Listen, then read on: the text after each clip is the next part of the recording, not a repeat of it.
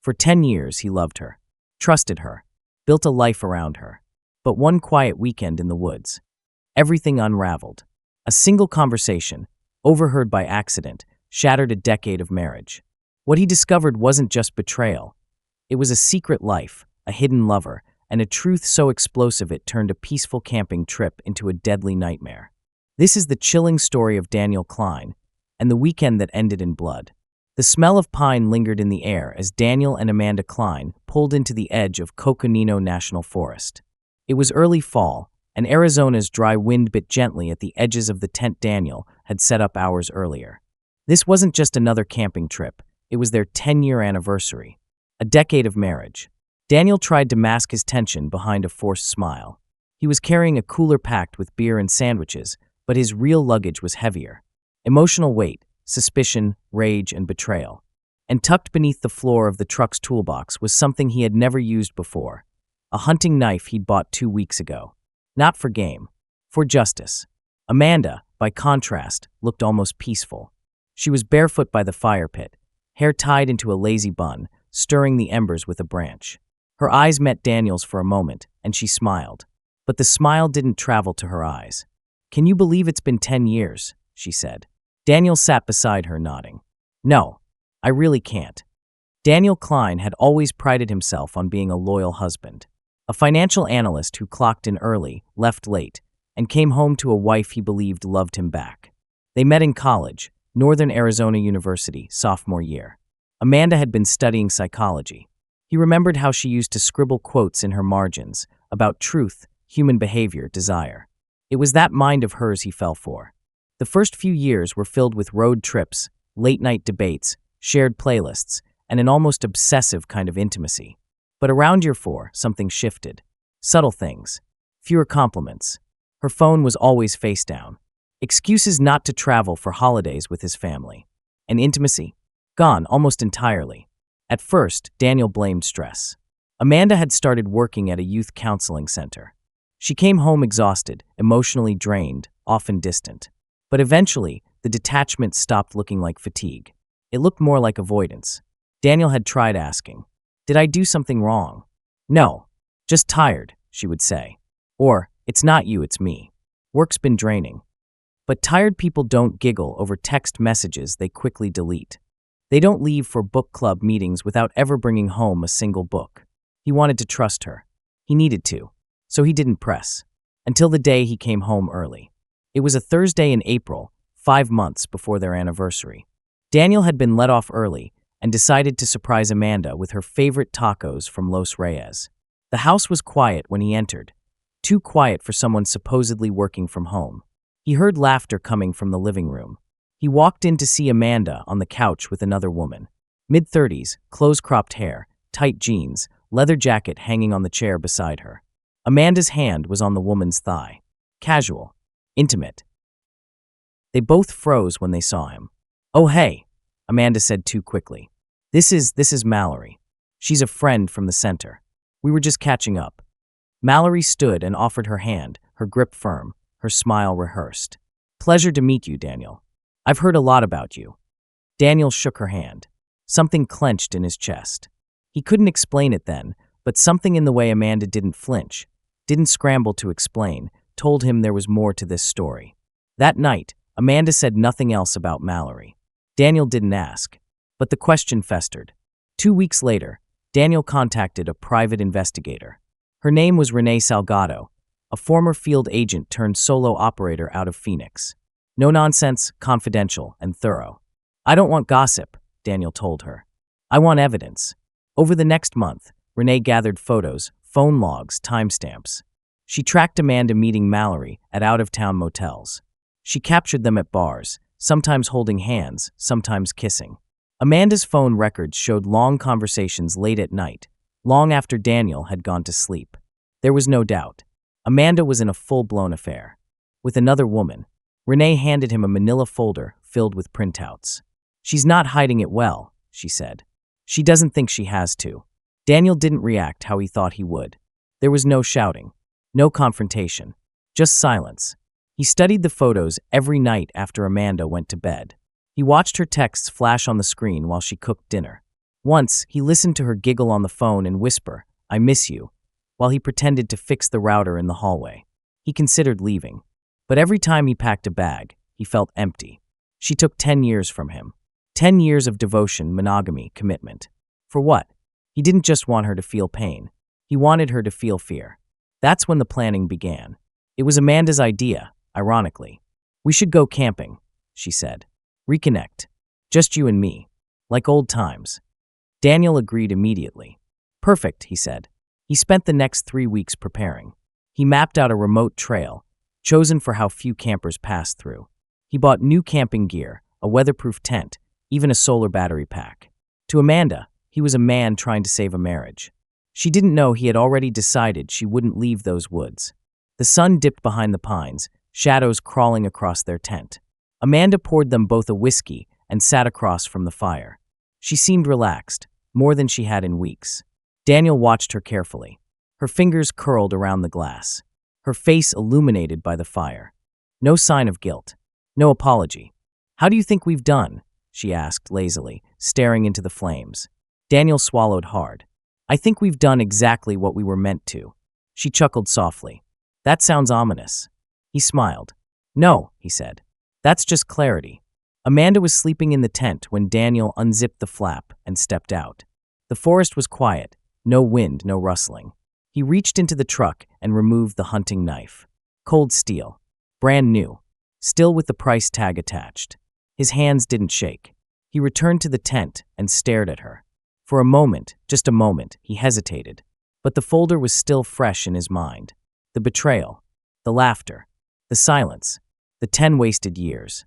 Amanda stirred in her sleep. "Daniel." He knelt beside her. "I know," he whispered. She opened her eyes, confused, groggy. "What are you?" It was fast, brutal, final. By morning, the forest was still. The fire had died. Amanda's sleeping bag was empty. Daniel returned home alone. He told everyone Amanda had gone missing during a hike, that he searched but couldn't find her. He even filed a report. But in the forest, buried beneath rocks and brush, Amanda Klein lay in a shallow grave. Just a few miles from the campsite they shared as husband and wife. At exactly 6:18 a.m. on September 17th, Daniel Klein dialed 911. His voice was thick with panic, but the edges were just a little too smooth, like someone imitating fear rather than feeling it. "My wife's missing. We went camping, Coconino Forest. I woke up and she was gone. I've been searching for hours. Please send someone." Dispatch recorded the call as a high-priority missing persons report. Within hours, a search and rescue unit was deployed to the area Daniel claimed Amanda had vanished from.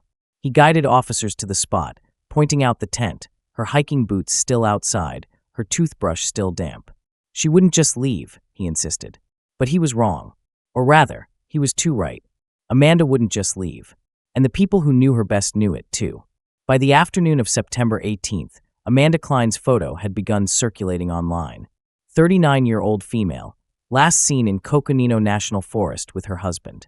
5 feet 5 inches, brown hair, green eyes, scar on her left wrist. Possibly wearing a gray sweatshirt and jeans. Local news ran with it.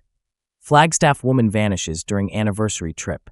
Husband files report after wife disappears overnight.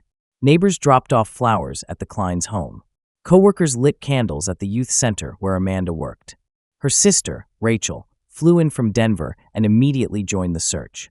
But within 48 hours, the narrative began to shift. Something didn't feel right. Detective Olivia Mendez with the Flagstaff Police Department took the lead. She'd worked enough domestic cases to know how grief usually looked. Messy, raw, disoriented. But Daniel? He was composed, eager to cooperate. Too eager. During the initial interview, he repeated the same story, almost word for word, each time she asked. "We went to sleep around 10. I woke up, and she was gone. I searched for her. I thought maybe she went to use the bathroom. Then I got worried." Mendez asked if there had been any recent tension between them. Daniel hesitated. Nothing out of the ordinary. Every couple has rough patches. He didn't mention Mallory, or the months of silence, or the therapist Amanda had quietly started seeing. And when they asked to see his phone, he declined. "There's nothing there," he said. "Then why not let us take a look?" Mendez asked. "Because it's personal. That was the moment Daniel Klein became more than a grieving husband. He became a person of interest. While detectives combed through Daniel's background, Amanda's sister Rachel began talking to Amanda's friends and colleagues. And one name kept popping up: Mallory Hunt. Mallory wasn't just a friend. She was something more. Several texts confirmed it. Amanda had been discussing plans, possibly separating from Daniel. She even joked once in a message, "Maybe next year I'll spend our anniversary with someone who actually sees me." Rachel turned the messages over to police. Now they had a motive. Despite 2 full weeks of searching, no physical trace of Amanda's body turned up. Cadaver dogs were deployed. Drones scanned the surrounding 20-mile radius. But the terrain was rugged, the trees thick, and Daniel had chosen the site carefully. The fire pit, the tent, the tire tracks, all matched his version of the story. But as Detective Mendez walked the trail for the 5th time, something gnawed at her. Where were Amanda's tracks? No footprints beyond the tent. No signs she ever walked away. A search and rescue volunteer remarked, "It's like she evaporated into thin air." Or like she never left the tent. While field teams searched the forest, digital analysts pulled Daniel's recent browser history, purchase records, and GPS data, courtesy of a warrant granted on September 24th. The findings raised eyebrows. On August 28th, Daniel had searched, "How long does it take for a body to decompose in the woods?" On September 2nd, he bought a 6-inch hunting knife from an outdoor retailer in Sedona. On September 9th, he researched how to avoid detection in a missing person case. Most chilling of all, on the morning of September 17th, the same day he reported Amanda missing, his phone showed a 2-hour window of airplane mode, exactly between 2:13 a.m. and 4:28 a.m. "What were you doing during that time?" Mendez later asked him. Daniel's answer: "Sleeping. Probably just bad service." But his phone never lost service before that, and never lost it after. On September 30th, Daniel was invited back for a second voluntary interview. This time, Mendez changed tactics. "She didn't accuse," she reminisced. "Did Amanda ever mention wanting to leave Flagstaff?" she asked. "No, not really. She seemed happy?" "Mostly. Yeah." Then came the question. "Did she pack a bag before the trip?" Daniel blinked. "No, I packed most of our stuff." "Then why are all her clothes still in the truck?" Silence. Amanda's duffel was found in the back seat, untouched. Every item Daniel claimed she brought, unopened. Even her hiking boots were still zipped inside. "She wouldn't have gone for a walk barefoot," Mendez said. Daniel's voice dropped. Maybe she wasn't thinking straight. But the truth was beginning to close in. On October 3rd, Mallory Hunt voluntarily came in for questioning. She looked uncomfortable, nervous. "We weren't having an affair," she said. "We were just close." But when presented with the photos from the private investigator Daniel hired, she stopped talking. She asked for a lawyer. Detectives now had confirmation that Amanda was actively distancing herself from Daniel and possibly pursuing a new relationship. The emotional motive was growing stronger. But what they didn't yet have was a body. On October 7th, an anonymous call came through the police tip line. "Check mile marker 211 off Forest Road. Look for a cairn, a stone stack. There's something under it." Search teams moved immediately. Just off the trail, less than 4 miles from the original campsite, they found a mound of carefully placed rocks. Underneath it, a disturbed patch of soil. The excavation revealed the decomposing body of a woman. A gray sweatshirt, denim jeans, a scar on the left wrist. Dental records confirmed Amanda Klein. The autopsy revealed multiple stab wounds to the abdomen and upper chest. The wounds were clean, deep, inflicted with precision, likely from a hunting knife. Amanda had not simply vanished. She had been murdered. October 10th, 2022.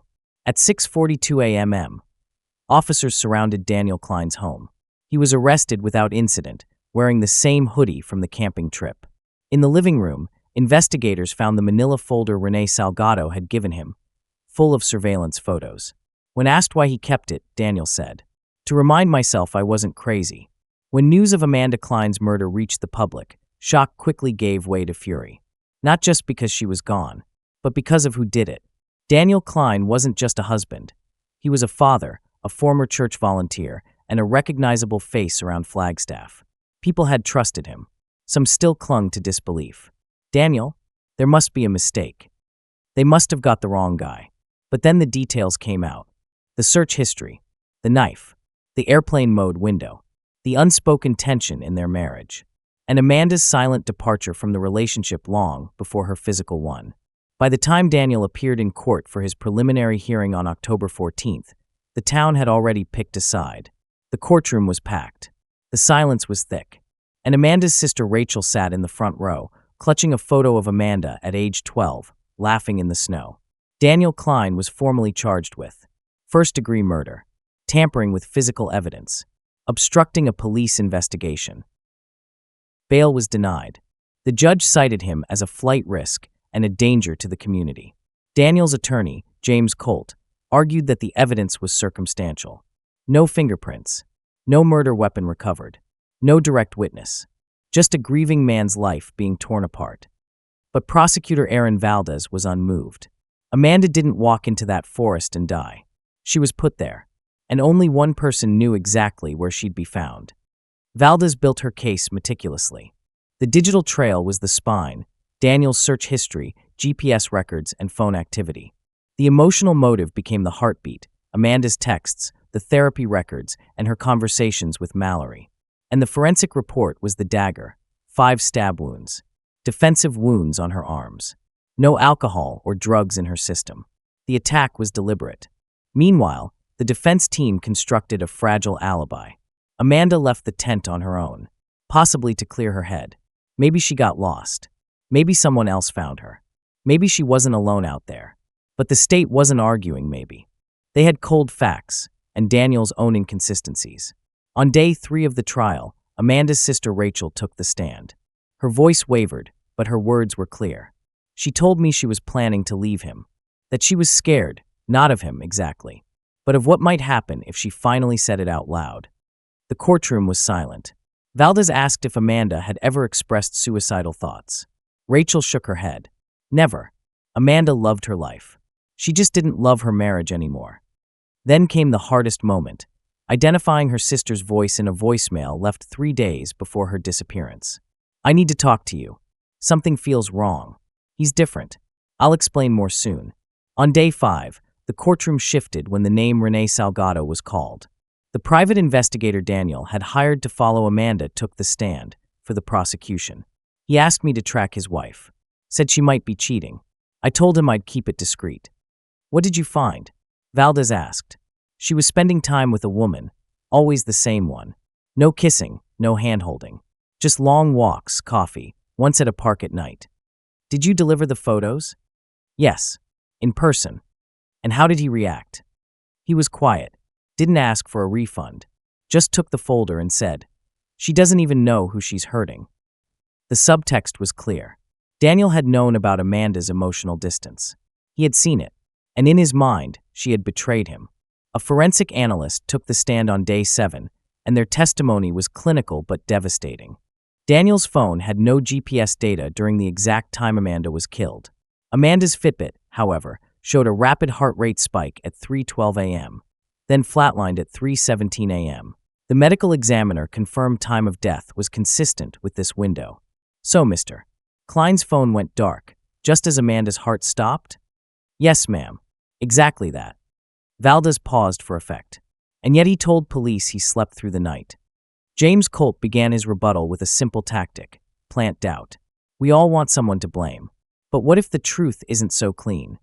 He called a forest ranger to testify about animal attacks in the area. Suggested Amanda could have wandered, disoriented, emotionally unstable. He questioned Mallory's role, insinuating she had more motive than people realized. And in a shocking moment, he revealed that Amanda had once filed a police report years earlier, against an unnamed stalker who'd followed her home from work. It was never proven. The case went nowhere, but it was enough to rattle the narrative. Against advice, Daniel Klein testified on day 9. He looked thinner, paler, hands clasped in front of him like a preacher before a confession. I didn't hurt Amanda. I loved her. I know we had problems, but I never thought it would come to this. I reported her missing because I was terrified. I thought maybe she ran. Maybe she got lost. Valdez was surgical in cross-examination. Mr. Klein, why did you search for decomposition timelines 2 weeks before your trip? I don't remember. Maybe I clicked on something. It wasn't intentional.